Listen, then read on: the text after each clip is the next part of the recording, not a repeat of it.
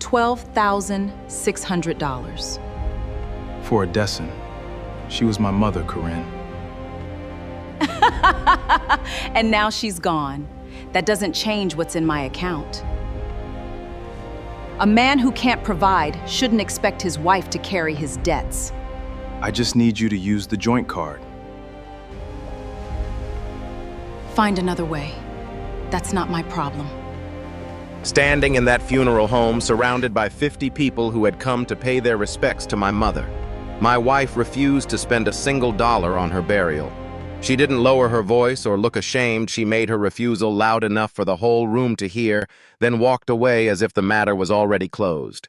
What she didn't see was the way I folded that invoice and put it in my pocket without a word. Some men beg, some men break. But what happens when the man she dismissed owns the company that writes her paycheck? If that kind of story is what you're here for, the ones where the truth takes its time but always arrives, consider subscribing. There's a lot more where this came from, and you won't want to miss what happens next. I have spent the better part of a decade learning how to make myself small. Not because I lacked confidence or because I was the kind of man who bent easily under pressure. I was a structural engineer for more than a decade, the kind of work where your job is to look at a building before it exists and find every point where it might fail. The hidden stress fractures. The weight distributions that look fine on paper but crack under real conditions. I was good at it. Good enough that other firms called me in to review work they weren't sure about, which is how I know that the skill I was most proud of, seeing what others missed, eventually became the thing that saved me from a woman who believed I was too broken to notice anything at all. But I'm getting ahead of myself. 6 years before that night in the funeral home, my mother started falling. Not dramatically, not all at once, just small stumbles at first, the kind a person might chalk up to tiredness or an uneven floor. The doctors called it a progressive neurological condition, which is a careful way of saying that the woman who raised me, who worked double shifts at a textile company for 20 years so I could go to college, was going to lose her body piece by piece, while her mind stayed sharp enough to know exactly what she was losing. I couldn't let her live alone. I told Corinne I needed a few months. Those few months became 6 years. I want to be clear about what those 6 years actually looked like, because I think people who haven't done it tend to imagine caregiving as something soft, sitting by a window, holding hands, the quiet dignity of it. Some of it was that. A lot of it was waking up at 2 in the morning because my mother had knocked over her water glass and couldn't reach the call button. A lot of it was learning how to help a grown woman bathe with what remained of her dignity intact. It was tracking 7 different medications, arguing with insurance adjusters, driving to appointments in the rain, and sleeping in a hospital chair so many times that the chair started to feel more familiar than my own bed. I let my engineering licenses lapse during the 2nd year. I told myself I would renew them when things stabilized. Things never stabilized. Corinne, to her credit, was patient in the beginning. She had said the right things when I first told her my plan, that family came before money, that we would figure it out together. And I believed her because the woman I married had sat beside me in that hospital waiting room on the very first night and held my hand without being asked. That woman and the woman who stood in the funeral home were not the same person. Or maybe they were, and I just hadn't been watching closely enough. While I was at my mother's bedside, Corinne was building something. She had started at Katon Briggs Engineering as a legal specialist, a sharp hire, the kind of person who understands not just the letter of a contract, but the leverage buried inside it. Within 4 years, she had made director of strategy. She was good at reading people. She was better at reading rooms. And somewhere along the way, the man she had married became a liability in the rooms she wanted to impress. I noticed the changes gradually, then all at once. She stopped inviting me to company events.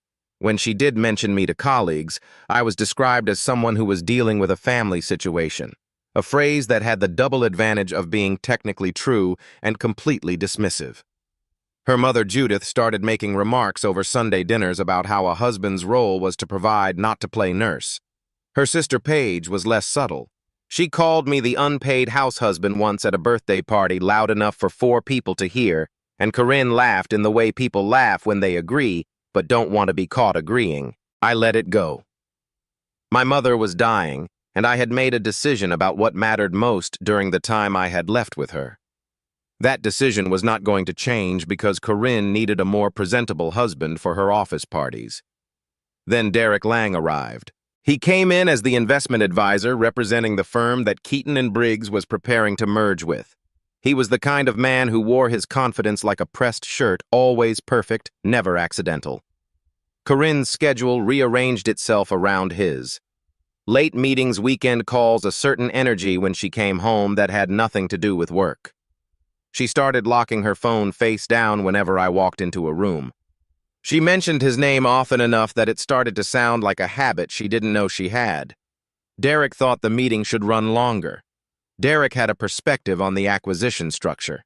Derek believed that certain personal commitments held ambitious people back. I didn't confront her. My mother had maybe 2 months left, and I refused to let those months turn into a battle over a marriage that was already burning at its edges. Some losses you absorb in silence because the thing you're protecting matters more than the pain of being the one doing the protecting. My mother died on a Sunday morning with her hand in mine. She had been barely conscious for 2 days, but in the last hour she rallied the way some people do, as if the body saves one final moment of clarity as a parting gift. She opened her eyes, looked at me with the full recognition I hadn't seen in weeks, and said something I didn't understand at the time. She told me to find the key. Your father's key. I assumed it was the morphine. I kissed her hand and told her I would.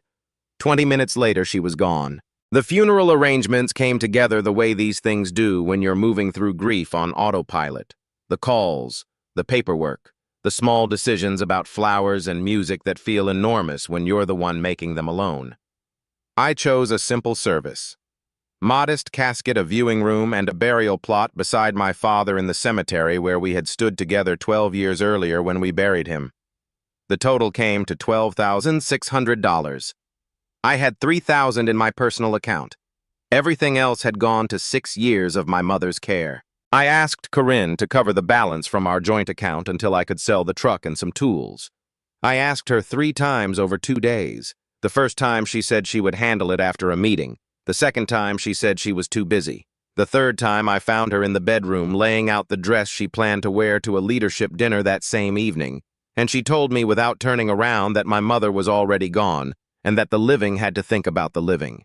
What happened at the funeral home the next morning is something I will carry for the rest of my life. Not because of the money. The money was almost secondary by then.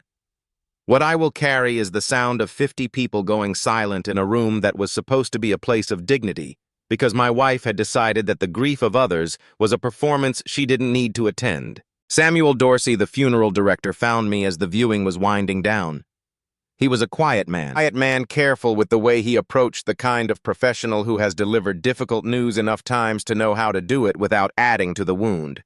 He told me very gently that, per their policy, the burial could not proceed until the balance was settled. I found Corinne in the 3rd row. She was typing on her phone, her thumb moving with the ease of someone who was somewhere else entirely. I handed her the invoice and kept my voice low. I told her I would reimburse every dollar once I sold the truck. I told her the people who had come to pay their respects were waiting. I told her the woman in that casket had lent us money for our first house. She looked at the invoice. Then she laughed, not under her breath, but in the full social way that a person laughs when they want to make sure they have an audience. She asked loudly enough for the row in front to hear whether I seriously expected her to spend $12,600 on someone who was already dead. Judith stepped forward from behind her, placed one hand on Corinne's shoulder, and told me that a man with no income had no right to expect his wife to carry his grief. Paige, seated directly behind them, added that I should have married a woman who couldn't do the math on what she was subsidizing. A few people near me stared at the floor. A few others looked at me with the particular expression people wear when they witness something they wish they could undo but have no power to change. Corinne dropped the invoice on the seat and walked out with her mother and her sister. The burial was postponed. That evening, I sat outside the kitchen doorway and listened to her on the phone. She was talking to Derek. She was laughing. She told him everything had been handled, that I wouldn't cause any real trouble because I had nothing. No job, no money, nowhere to go. I heard the settled certainty in her voice, the ease of someone who has already decided how a story ends and is only waiting for the other person to catch up. I went to my mother's house. I don't know exactly why. Maybe I needed to be somewhere that still felt like her, somewhere that hadn't yet been turned into evidence of my failure. I sat in the dark in the living room for a long time. Then I remembered what she had said in her final hour. The key. Your father's key. I went to the nightstand beside her bed. In the back of the bottom drawer, wrapped in a handkerchief that still smelled faintly of the lavender she kept in her dresser, was a small brass key tied to a length of faded blue ribbon. Underneath it was a leather address book I recognized from my father's desk. Thomas Mercer had kept it his entire adult life. The kind of small detail that tells you everything about a man who believed certain information was too important to trust to a machine. I sat on the edge of her bed and opened to the last page. There, written in my father's hand in ink that had faded to the color of dried grass, was a name I didn't recognize and a phone number with a downtown exchange. Amos Reed, Estate and Trust Counsel. I stared at it for a long time. Then I did the thing I had been trained my entire professional life to do when I encountered something I didn't understand. I noted the stress point, and I decided to find out what it was holding up. The next morning, before I let myself grieve any further, I called the number. Amos Reed's office was on the 14th floor of a building that had been old when my father was young, the kind of place with brass elevator doors and a receptionist who still used a paper appointment book. When I gave my name at the front desk, the woman didn't look it up. She said Mr. Reed had been expecting someone from the Mercer family and led me straight back. That was the first moment I understood that whatever I was walking into had been waiting for me long before I knew it existed. Amos was in his late 70s, the kind of man whose stillness you notice immediately. Not the stillness of someone with nothing to say, but of someone who has learned that saying things too quickly is how information gets wasted. He shook my hand, told me he was sorry about my mother, and then said something that stopped every other thought I had. He told me not to sign anything. Not a document, not a transfer form, not anything related to the house or any company connected to Corinne or Katon Briggs. Not until I had heard what he needed to tell me. He said it the way a doctor delivers a preliminary finding, carefully, without drama, watching my face to see whether I understood the weight of what he was saying. I told him I didn't know what Katon Briggs had to do with my family. He said he would explain everything in full, but that he needed more time to verify certain documents before he could lay it out properly. The kind of estate work he was describing required precision, not speed, and he had already spent the better part of the previous 10 days confirming what he suspected. In the meantime, he said I needed to bury my mother. He was right about the order of things. I spent the next several days selling what I had. The toolkit I had carried through more than a decade of engineering work went to a contractor in the next town over for $400 less than it was worth, and I didn't argue the price. The watch I had worn at my wedding, the one Corinne had given me, which now seemed like an artifact from a different man's life, went to an estate buyer downtown. My father's truck, a 1988 pickup. I had kept running with spare parts and stubbornness because getting rid of it felt like losing another piece of him went last. The numbers still didn't add up to what I owed. When I brought what I had to Samuel Dorsey, he looked at the total for a long moment and then wrote, "Paid in full," across the invoice without another word. I have thought about that gesture many times since. There are people in this world who understand what it costs a person to come up short, and who choose grace over policy without needing to announce it. My mother was buried on a Tuesday in the rain beside my father. 13 people stayed to the end. Corinne was not among them. She had sent a text that morning saying she had obligations that affected hundreds of employees, and that she hoped I understood. I read it standing at the graveside under a borrowed umbrella and understood everything perfectly, just not in the way she intended. I gave myself one night in her empty house, one night to sit in the chair she had loved in the room that still smelled faintly of her, and let myself come apart without an audience. In the morning, I stood in front of the framed photograph of my parents on their wedding day.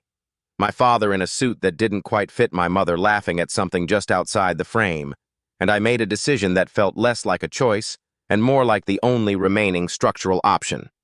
I was going to find out what the key opened, and I was going to find out why Amos Reed had spent 10 days verifying documents before I even walked into his office. I drove to my mother's house to begin going through her things and found Judith Vale's car parked out front. Two men I didn't recognize were carrying my mother's dining table through the front door. Judith was standing in the entryway with a clipboard reading from a list of items in a voice that suggested she had been doing this for a while.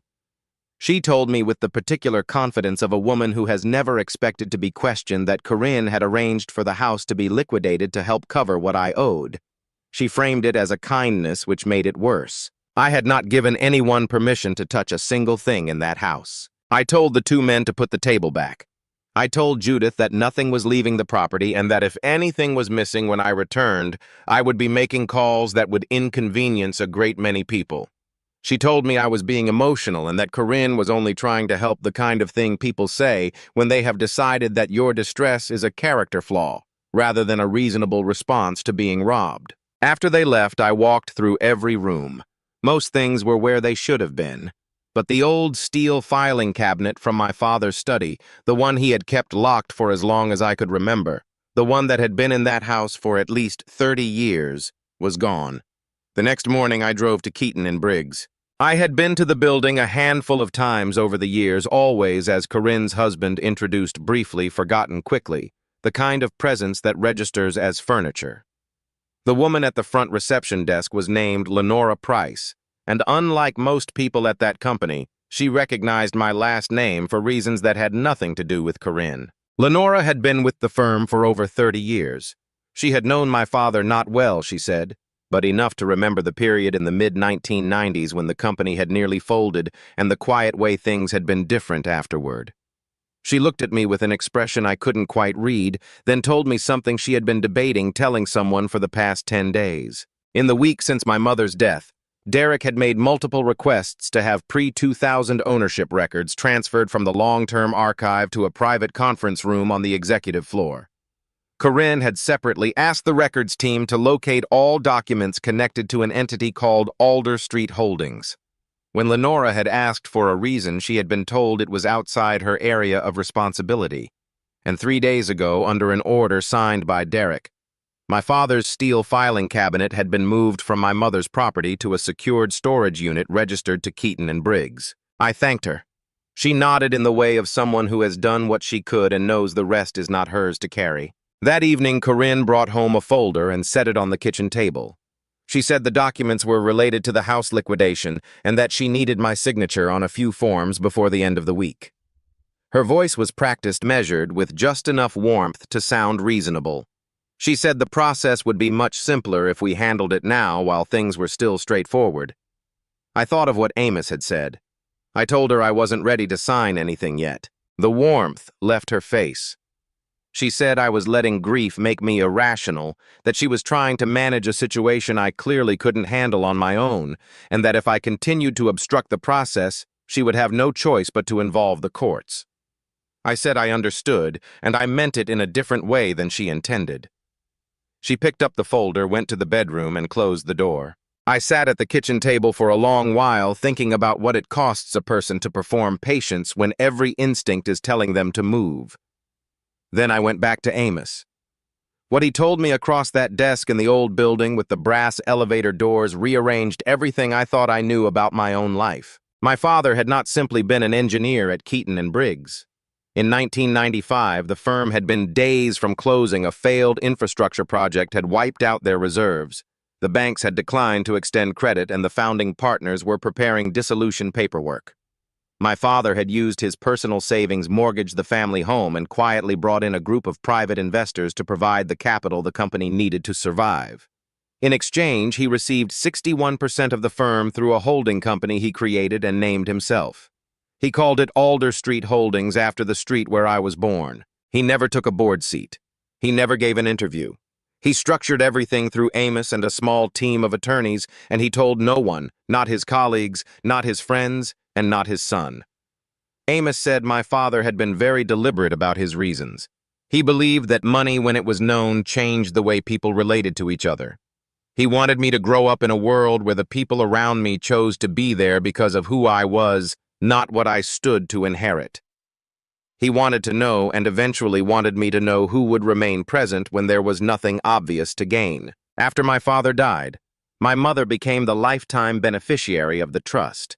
She held the ownership, but did not participate in the company's operations.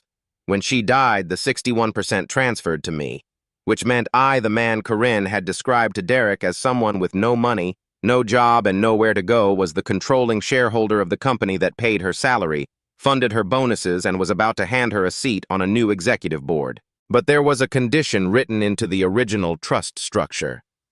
The heir had 30 days from the beneficiary's death to file a formal claim. If that window closed without confirmation, the shares would be redistributed among the firm's current managing partners. That group included Corinne, who had recently been added to the executive candidate list, and Derek, whose firm would receive equity upon merger completion. My mother had been gone for 19 days. Amos had spent the first 8 of those days verifying every document before he could say anything with certainty. I had 11 days left. The brass key belonged to a drawer in my father's old drafting table, a piece of furniture that had sat in the basement archive of Katon Briggs for over a decade, because no one had known what to do with it and no one had thought to ask. Lenora knew where it was. She walked me down there herself after hours without being asked twice. The drawer held the original Alder Street share certificates, the trust instrument, and a letter addressed to me in my father's handwriting. I did not read it there in the basement. I folded it carefully and put it in my coat pocket, the same pocket where I had carried the funeral invoice, and I took it home. While I was reading it that night, Amos called.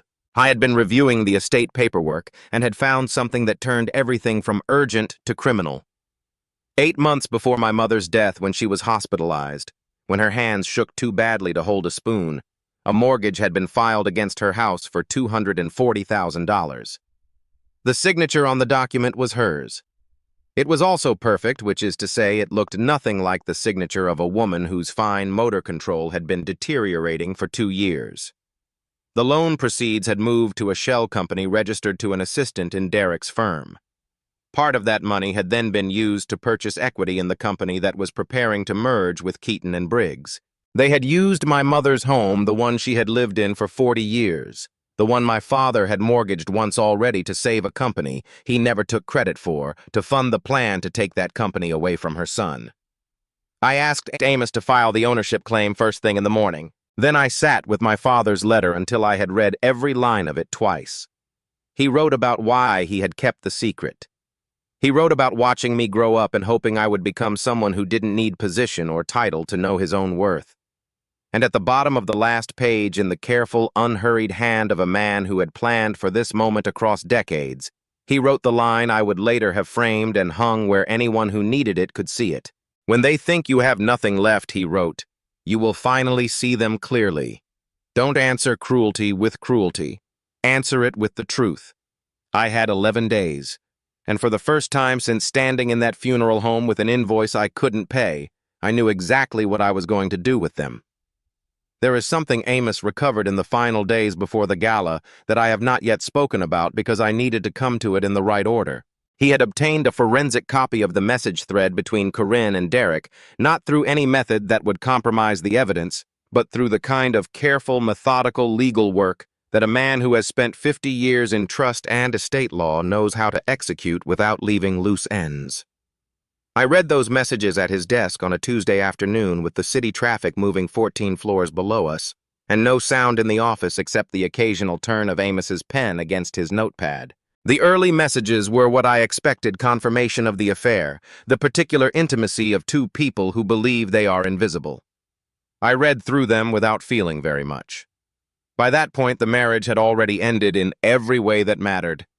I was only waiting for the paperwork to confirm what the funeral home had made official 3 weeks earlier. What I was not prepared for was what came later in the thread. Corinne had told Derek in writing that I would not look at any documents for at least 30 days after my mother's death. She described me as someone who disappeared into grief, who trusted too easily, who would not think to question what was being moved or signed around him. And then she wrote the line that made everything from the past 3 weeks collapse into a single coherent picture: let him drown in the funeral and the bills. By the time he looks up, all of it will be ours. The refusal at the funeral home had not been coldness. It had been strategy. She had needed me buried in logistics and debt, and the helplessness of a man who cannot afford to bury his own mother. She had needed me looking down, not forward, not at the papers being moved in the basement of her office building. She had not known with certainty that I was the Alder Street heir, but she had known I was the only person who might be, and she had been willing to use my mother's funeral as a mechanism to run out my clock. Knowing that and sitting with it was a different kind of grief than anything I had felt standing at the graveside. It was the grief of realizing that a person you had loved and believed in had calculated the precise depth of your pain and decided it was useful. I told Amos to ensure every document was in order for the gala. Then I went home and ironed the suit I had worn to my father's funeral 12 years ago because it was the only suit I still owned that felt like myself. The 40th anniversary gala was held in the main atrium of the Katon Briggs headquarters, the building's original hall with its high ceilings and the framed blueprints of 40 years of completed projects lining the walls. More than 200 people filled the room. Employees, investors, project partners, and the representatives of the acquiring firm who had come to sign the merger agreement. On the stage at the far end sat a long table with 2 chairs, 2 pens, and a document that a great many people in that room had spent the past year working toward. Corinne was in the dress she had been preparing the night she refused to pay for my mother's burial. She looked exactly as she had planned. Polished arrived the kind of woman who belongs in the room she is standing in. Derek stood beside her with the ease of a man who had already decided how the evening would end.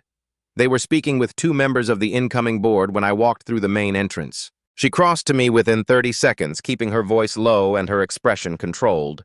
She asked who had arranged my invitation and reminded me in the tone she used when she wanted to sound reasonable while delivering a threat that if I made the evening difficult, she would ensure the divorce proceedings reflected my behavior. I told her the company's owner had invited me and that she should pay attention to what was about to happen. She looked at me the way she had looked at the funeral invoice, with the absolute confidence of someone who has already decided that what they are seeing is beneath serious consideration. At 9 o'clock, the chairman of the board stepped onto the stage. Gerald Whitmore had been with the firm for 30 years and had known my father in the way that people know someone they respect without fully understanding. He announced that the merger signing would be briefly delayed because the company's controlling shareholder had exercised their right to address the assembled guests. He then told the story of 1995, the failed project, the withdrawn credit lines, the engineer who had arrived with his own savings and a group of private investors and refused to let the firm collapse. He said that man had asked for nothing in return except the quiet assurance that what he had built would continue. He said the man's name was Thomas Mercer, and that for nearly 30 years the family had honored that arrangement without once demanding recognition. Gerald turned toward where I was standing near the back of the room and asked me to come forward. I have thought about what I felt walking through that crowd, 200 people turning to look at the man they had never noticed in this building, the husband who had been introduced as a footnote when introduced at all. What I felt was not triumph. It was something quieter and harder to name, the particular clarity of a person who has spent a long time seeing things others insisted weren't there, and has finally been given a room in which to say so. I stood at the podium and confirmed that I held 61% of Katon Briggs through Alder Street Holdings and that I was not approving the merger in its current form. Then I said there was something the people in the room deserved to understand before the evening went any further, not to settle a personal score, but because they were about to witness the outcome of decisions made in their name. I told them about the funeral home. I kept it brief. The invoice, the request, the room full of witnesses who heard my wife announce that she would not spend $12,600 on someone who was already dead. I told them I had sold my engineering tools, my wedding watch, and my father's truck to bury the woman who had given 6 years of her life to being cared for by a man this industry had written off. And I told them that the company which had funded every dollar of Corinne's salary and bonus and executive candidacy had been built on a foundation laid by the family she had spent years performing contempt for. Corinne moved towards the stage with her composure intact. She had recalibrated on the walk over. I could see it, the shift into the register she used in difficult meetings, the one that made dissent sound like emotional instability. She said this was a private matter, that I was using a shareholder position to relitigate a marriage dispute in front of colleagues, and that this room was not the appropriate venue for personal grievances. A few people in the crowd nodded slightly. She was still working the room, and for a moment it was working. I looked at her directly for the first time all evening. I said, "You made your choice in front of 50 people who had come to honor my mother. I am not here to humiliate you. I am here because the people in this room are about to sign their futures to a transaction they don't fully understand, and they have a right to know what it was built on." Then I laid out the mortgage. $240,000 drawn against my mother's house 8 months before her death, bearing a signature that no one who had seen her condition during that period could believe she had written. I explained where the money had gone: the shell company Derek's assistant, the equity stake in the acquiring firm. Amos was standing near the side wall with a complete copy of the documentation, and I said so plainly. Derek turned toward Corinne and began to speak something about legal structure and whose decision it had been to arrange the financing. Corinne turned toward Derek and said the entire financial strategy had originated with him, that she had acted on professional advice, that she had not known the source of the funds. The two of them continued in this direction for several seconds while the room watched in silence. I did not intervene. I simply read aloud from the message thread the single line Corinne had written to Derek about keeping me occupied with the burial and the bills until the clock ran out. I did not editorialize. I read it once and set the paper down. The room understood. Not necessarily the full legal mechanics of what had been attempted. Those details would take months to resolve in the right settings. What they understood, in the way that people understand things spoken plainly in front of witnesses, was that the woman positioned to lead this company into its next chapter had used her mother-in-law's final weeks as a tactical instrument. When Corinne asked me quietly for a chance to explain, I reached into my jacket pocket and set her own divorce filing on the table in front of her, the one she had drafted weeks earlier, the one that described me as financially dependent, professionally inactive, and contributing nothing of value to our shared life. I told her she had been right about one thing. The marriage was over. The difference was that she no longer decided when.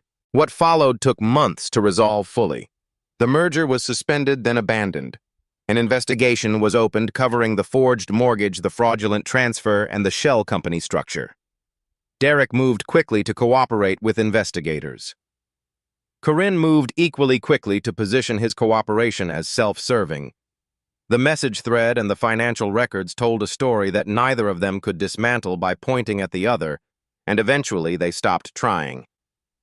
Corinne lost the executive candidacy, the anticipated equity, and the professional reputation she had spent a decade building. I did not attend any of the proceedings. I had seen what I needed to see the night Gerald Whitmore said my father's name out loud in a room where I was finally present to hear it. I returned to Katon Briggs as its owner, but I did not take the largest office on the executive floor. I had my father's drafting table brought up from the basement archive and placed in a room with glass walls that opened to the main corridor where anyone passing could see it. Lenora Price was appointed Director of Internal Operations. She was the person who had protected my father's records when no one was asking her to, and who had told me what she knew at exactly the moment I needed to hear it, without certainty about how I would use the information. That quality, doing the right thing in the absence of reward, was precisely what the company needed in someone responsible for how it ran day to day. I established a program for employees who needed to step away to care for a seriously ill family member. They retained health coverage, received a partial salary, and had a structured path back to their role when circumstances changed. I did not want anyone else to be written off as a failure for choosing to be present at the end of another person's life. Several months after the board restructuring, I established the Evelyn Mercer Foundation. Its purpose was simple: to cover funeral and burial costs for families who could not afford them. No means testing against some arbitrary threshold of worthiness. No requirement to prove that the person lost had lived a life that justified the expense of being remembered. The brass key my mother had hidden in her nightstand was cleaned and placed in a small frame behind the reception desk of the foundation's office. Underneath it, on a card that said nothing about share percentages or company valuations, was a single line from my father's letter. On a January afternoon, about a year after the gala, I came in through the side entrance and saw a man sitting at the intake desk with a stack of papers in front of him. The same posture, the same angle of the shoulders that I recognized from the inside. He was telling the intake coordinator that he could sell his car borrow from his brother-in-law, find a way he just needed a few more days before anyone had to make a decision about the burial date. The coordinator slid the paperwork back across the desk and told him everything had already been taken care of. The man covered his face with both hands. I stood in the doorway and did not go in. There was nothing I needed to add. What I felt watching him was not the satisfaction of having defeated anyone. It was something much quieter.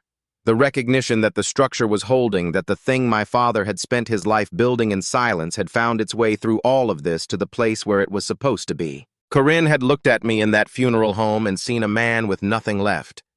She had been right in a way I had almost nothing. What she had not understood, what she could not have accounted for, was that my father had built something specifically for that moment. He had hidden it precisely so that the people around me would reveal themselves before they knew it existed. He had wanted me to see clearly, and I had. Stories like Nolan's stay with us because they remind us of something we sometimes forget, that the people others dismiss, the ones who quietly step away from ambition to sit beside someone they love, are often the ones carrying the most weight in silence. If this story moved you, share it with someone who needs to hear it today. And if you haven't already, subscribe, because every week we bring you stories about ordinary people who turned extraordinary moments of injustice into something that lasts. You don't want to miss what's coming next.